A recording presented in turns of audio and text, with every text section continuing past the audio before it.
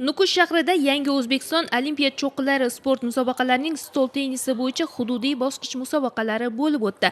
Musobaqada Amudaryo, Taqiyatosh, Xo'jayli tumanlaridan va Nukus shahrining 15-17 yoshdagi iqtidorli 170 nafarga yaqin sportchilari o'zaro bellashdilar.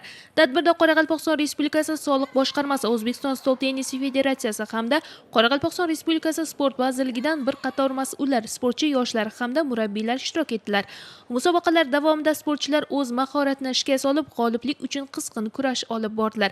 Mintaqa bosqichida g'olib va sovrindor bo'lganlar 18-23 avgust kuni Qoraqalpog'iston Respublika bosqichida o'z ishtiroklarini ta'minlaydi va g'olib bo'lganlar O'zbekiston Respublikasi Olimpiya shaharchasida Prezident Olimpiadasida ishtirok etadi. G'oliblar Qoraqalpog'iston Respublikasi bosqichida, undan keyin O'zbekiston Respublikasi bosqichida ishtirok etish imkoniyatini qo'lga kiritib, mamlakatimiz sportning eng nufuzli arenasi Prezident Olimpiadasida qatnashish imkoniyatiga ega bo'ladi. Musobaqa yakunida g'oliblarga diplom va qimmatbaho sovg'alar topshirildi.